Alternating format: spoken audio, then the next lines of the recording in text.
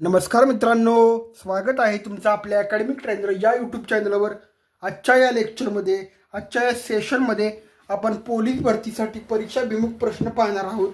मित्रांनो, व्हिडिओ आवडल्यास व्हिडिओला लाईक करा आणि आपल्या अकॅडमिक ट्रेनर हे चॅनल सबस्क्राईब करायला विसरू नका. सपोज पहिला प्रश्न आपण घेतलेला आहे बघा. पहिला प्रश्न काय आहे? m-d डिवायडेड बाय किती असणार आहे? डिवायडेड बाय सपोज आपण यल घेतलं तर इज इक्वल टू किती असं विचारलेलं आहे. आता हे MDL हे काय आहेत? रोमन अंक आहेत मित्रांनो. रोमन अंक लक्षात ठेवायची एक सोपी पद्धत आहे. तुम्ही काही अध्यक्षर लक्षात ठेवा. LCDM. LCDM. यल म्हणजे किती येतं? 50 येतं. सी म्हणजे किती येतं? 100 येतं. डी म्हणजे किती येतं? 500 येतं. आणि यम म्हणजे किती असतंय? 1000 असतंय. मग हेच आपल्याला या ठिकाणी लिहायचं आहे. यम म्हणजे 1000 ॲज इट इज लिहून टाका. वजा डी म्हणजे किती आहे? 500 आहे. आणि डिवायडेड बाय किती आहे?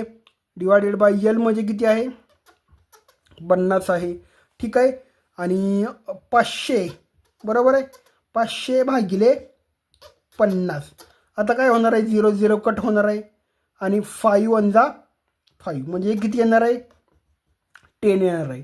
10 म्हणजे काय असतं मित्रांनो? एक्स असतो. म्हणजे एक्स हे याचं ॲन्सर आहे मित्रांनो. हे अशा पद्धतीनं आपल्याला सॉल्व करायचं आहे. परीक्षेला अशा पद्धतीचा प्रश्न विचारला जातो. आता बघा, दुसरा प्रश्न घेऊया आपण. सपोज मी म्हटलं 1 ते 27 पर्यंतच्या संख्यांची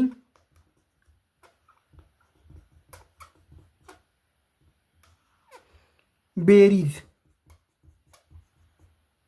किती? होय ना, हा असा प्रश्न विचारला जातो. 1 ते 27 पर्यंतच्या संख्यांची बेरीज किती? आता हे कसं सॉल्व करायचं बघा. सोपं सूत्र आहे. शेवटची संख्या घ्या 27, त्याला गुणिले त्याच्या पुढची संख्या 27च्या लगेच त्याच्यापेक्षा 27पेक्षा मोठी पण लगेच जवळची ती कुठली? 28 भागिले 2 बरोबर आहे. आता 2 1 जा 2, 2 14 जा 28, 14 दुने 28 बरोबर आहे. आता काय करायचं आहे आपल्याला? 27 गुणिले 14 करायचं आहे. कसं करणार? 14 7 98, हातच्या आले 9 बरोबर आहे. 14 दुने 28 आणि 28 आणि 10 38 वजा 1 37 म्हणजे आपलं ॲन्सर किती आलं? ओव्हरऑल रिझल्ट किती आला? 378 बरोबर आहे. म्हणजे हे अशा प्रकारे आपल्याला सॉल्व करायचं आहे मित्रांनो. नेक्स्ट वन क्वेश्चन काय आहे बघा, की 720 मीटर लांबीची दोरी 8 ठिकाणी कापली आणि नंतर तिचे 2 तुकडे जोडले तर त्यांची लांबी किती? म्हणजे त्या 2 तुकड्यांची लांबी किती? आता 720 मीटर लांबीची दोरी आहे, कापली किती ठिकाणी? 8 ठिकाणी. आता या अशा प्रकारचं गणित आलं तर आपले काय कार्यकर्ते कसे करतात? डायरेक्ट 8 9 72 करतात. म्हणजे प्रत्येक तुकड्याची लांबी त्यांना काय वाटतं? 90 मीटर आहे. पण मित्रांनो, हे असं नसतं. हे चुकीचं आहे. विचारलंय काय, की दोरी 8 ठिकाणी कापलेली आहे. आपण एक प्रत्यक्षात दोरी एक काढून टाकूया. होय, सपोज ही एक दोरी आहे बरोबर आहे. कापली किती ठिकाणी? 8 ठिकाणी बरोबर आहे. 1 2 3 4 5 6 7 and 8. आता 8 ठिकाणी दोरी कापलेली आहे. आता ॲक्च्युअल त्याचे तुकडे किती झाले हे पाहूया आपण. 1 2 3 4 5 6 7 8 9 म्हणजे टोटल याचे पार्ट किती झाले? 9. पाहिले का मित्रांनो? याचे टोटल 9 पार्ट झालेले आहेत. आता बघा, 720 भागिले 9 करणार आहे आपण. 9 1 9, 9 8 72 होय ना. म्हणजे 80. प्रत्येक तुकड्याची लांबी किती असणार आहे मित्रांनो? किती असणार आहे? 80 सेंटीमीटर बरोबर आहे. सॉरी, यस, 80 मीटर असणार आहे. प्रत्येक तुकड्याची लांबी किती असणार आहे? 80 मीटर असणार आहे. आणि त्यांनी काय सांगितलेलं आहे, की 2 तुकडे जोडलेले आहेत.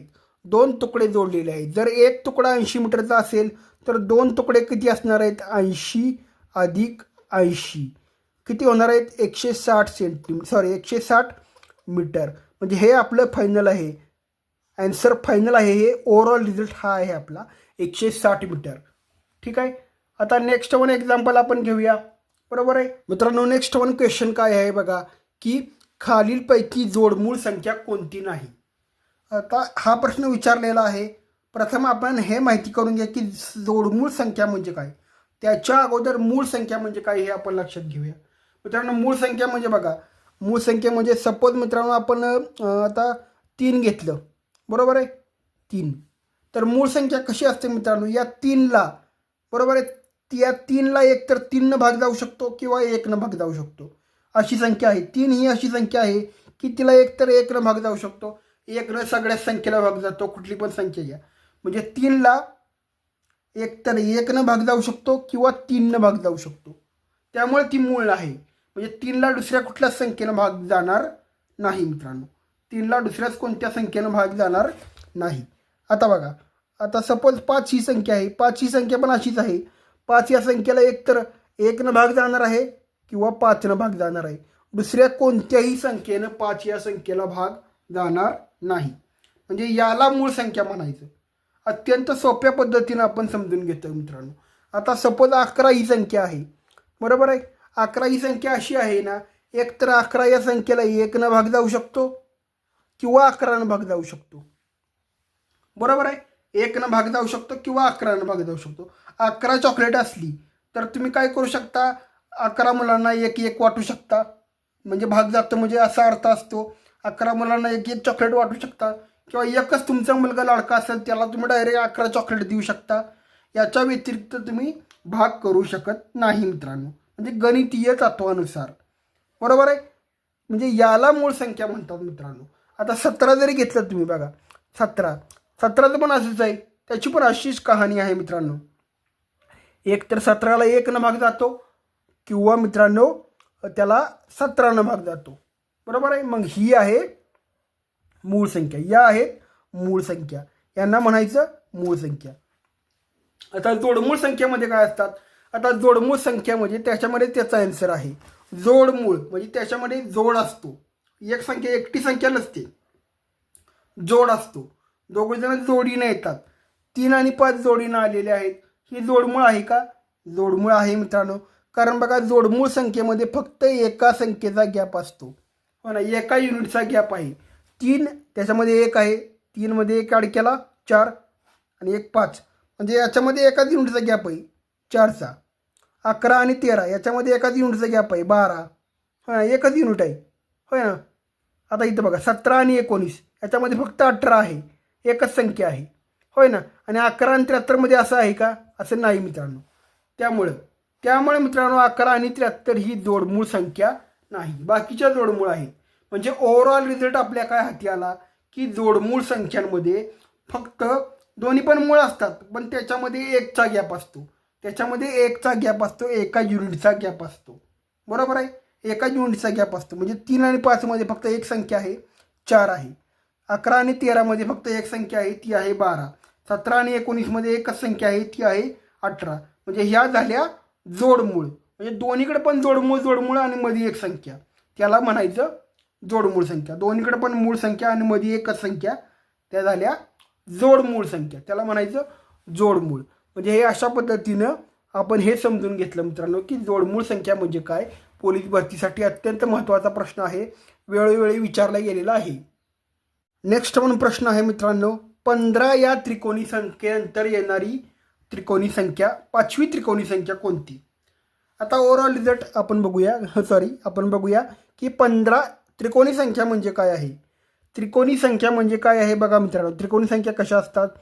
सपोज 2 क्रमवार संख्या आहेत, होय ना, 1 आणि 2. जर या संख्येला तुम्ही जर 2 या संख्येच्या गुणाकाराला जर तुम्ही 2 डिवाइड केलं, 2 1 2, जी येणारी संख्या आहे ती ही त्रिकोणी संख्या आहे.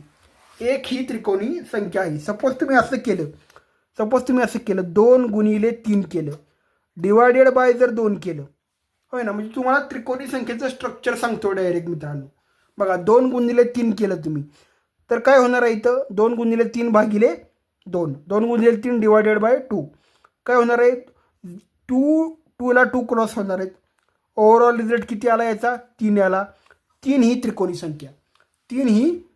संख्या. आता नेक्स्ट वन आपण सपोज असं घेतलं 3 × 4 बाय 2 होय ना, 2 डिवाइड करायचे म्हणजे 2 क्रमवार संख्यांच्या गुणाकाराला तुम्ही जर 2 डिवाइड केलं तर येणारं जे उत्तर आहे ते त्रिकोणी संख्या आहे मित्रांनो. सपोज तुम्ही असं केलं 2 1 2 आणि 2 2 4 आणि 3 2 6 किती आला आपला आन्सर 6 आलं. 6 ही त्रिकोणी संख्या आहे. 6 ही त्रिकोणी संख्या आहे. सपोज तुम्ही असं केलं 4 × 5 बरोबर आहे. 4 × 5 केलं डिवायडेड बाय 2 केलं 2 1 2 2 2 4 होय ना आणि 5 2 10. 10 ही काय आहे त्रिकोणी संख्या आहे. 10 ही त्रिकोणी संख्या आहे. सपोज तुम्ही असं केलं 6 × 7 बाय 2 बरोबर आहे बाय 2 काय होणार आहे 2 1 2 2 3 6 आणि 7 3 7 त्रिक 21. 21 ही त्रिकोणी संख्या आहे मित्रांनो. 21 ही त्रिकोणी संख्या आहे. म्हणजे हे अशा प्रकारे त्रिकोणी संख्येचं गणित आहे होय ना. त्रिकोणी संख्येची ओळख ही अशा प्रकारे आहे मित्रांनो. त्यांनी काय सांगितलं आहे 15 या त्रिकोणी संख्येनंतर येणारी 5वी त्रिकोणी संख्या बरोबर आहे. आता आपण काय बघितलं 6 × 7 डिवायडेड बाय 2. आता मित्रांनो जे 6 जे आहे ना 6 हा त्रिकोणी संख्येचा पाया असतो. काय असतो पाया असतो. 6 × 7 केलं तुम्ही पहिली जी संख्या आहे 6 आणि 7 मध्ये पहिली संख्या 6 आहे तो आहे त्रिकोणी संख्येचा पाया बरोबर आहे. पाया आहे पाया 6 आहे. हे काय लक्षात घ्यायचं आहे आपण बघूया आता बरोबर आहे. पाया 6 आहे. आता जे दिलेलं काय आहे आपल्याला 15 या त्रिकोणी संख्येनंतर येणारी 5वी त्रिकोणी संख्या कोणती. आता सर्वप्रथम आपल्याला काय करावं लागतं 15 या त्रिकोणी संख्येचा पाया आपल्याला फाइंड आउट करावा लागतो. आता पाया फाइंड आउट कसा करायचे बघा. काय करा तुम्ही सिंपली काय करा 15 × 2 करा होय ना. 15 × 2 15ला 2 न गुणा 15 दुने 30 आलं. 15 दुने 30 आलं. आता या 30 मध्ये काय करायचे मित्रांनो 30चे आपल्याला क्रमगत अवयव पाडायचे आहेत होय ना. म्हणजे ते नंबर कसे असले पाहिजेत कॉन्झिक्युटिव्ह असले पाहिजेत सलग असले पाहिजेत. सलग नंबर कोणते आहेत 5 30 या संख्यांचे बघा 5 आणि 6 आहेत. हे लक्षात यायला पाहिजे आपल्याला 5 आणि 6 5 36 होय ना. म्हणजे 15 या त्रिकोणी संख्येचा पाया किती आला मित्रांनो 5 आला. पाया किती आला 5. आपल्याला संख्या कुठली पाहिजे त्याच्यानंतरची 5वी त्रिकोणी संख्या पाहिजे. आता ह्या 5 या पायामध्ये तुम्ही 5 ॲड करा. 5 आणि 5 किती झाले 10 झाले. किती झाले 10. आता आपल्याला 10 हा पाया मिळाला आहे. त्या 5व्या म्हणजे 15 नंतर येणाऱ्या 5व्या त्रिकोणी संख्येचा पाया मिळाला आहे 10 होय ना. आता पाया 10 आहे तर आपण काय करतो मित्रांनो 10 × 11 त्याच्या पुढची संख्या 10च्या पुढची संख्या 11 क्रमागत संख्या घ्यायची असते. 10 × 11 छेदात 2 काय होणार आहे 2 1 2 2 5 10 आणि 11 × 5 11 × 5 किती होणार आहेत 11 5 55 म्हणजे ओव्हरऑल रिझल्ट किती आला 55 55. ही आहे 5वी त्रिकोणी संख्या 15 नंतर येणारी 5वी त्रिकोणी संख्या. आणि याची अजून एक गंमत लक्षात घ्या मित्रांनो त्रिकोणी संख्येची बघा कसं आहे. सपोज मी 1 लिहिलं 1 मध्ये मी 2 ॲड केलं 1 + 2 3 त्याच्या पुढची त्रिकोणी संख्या 1च्या पुढची त्रिकोणी संख्या 3 3 मध्ये 3 ॲड केलं झाली 6 होय ना झाली 6 6 मध्ये 4 ॲड केलं झाले 10 10 मध्ये 5 ॲड केलं झाले 15 15 मध्ये 6 ॲड केलं झाले 21 होय ना. 21 मध्ये 7 ॲड केलं झाले किती 28 होय ना बरोबर आहे 28 झाले. आता 28 मध्ये ॲड केले झाले 36 बरोबर आहे. 28 मध्ये 8 ॲड केले झाले 36 36 मध्ये 9 ॲड केले किती झाले 45 बरोबर आहे. आणि 45 मध्ये 10 ॲड केले किती झाले 55 म्हणजे ही 55 त्रिकोणी संख्या आपल्याला अशा प्रकारे मिळाली होय ना. तुम्ही कोणतीही पद्धत वापरू शकता कुठल्याही बाजूने जाऊ शकता तुम्ही. फक्त तुम्हाला ही कन्सेप्ट लक्षात आली पाहिजे. ही कन्सेप्ट लक्षात घ्या मित्रांनो. म्हणजे हे अशा प्रकारचे प्रश्न पोलीस भरतीला विचारले जातात. सोपे सोपे प्रश्न असतात. आपल्याला जर माहीत नसलं तर आपण याचे मार्क गमावून बसतो मित्रांनो. त्यामुळे छोट्या छोटी गोष्टी पण आपल्याला लक्षात घ्यायच्या आहेत. व्हिडिओ आवडल्यास व्हिडिओला लाईक करा आणि आपल्या अकॅडमिक ट्रेनर हे चॅनल सबस्क्राईब करायला विसरू नका. धन्यवाद.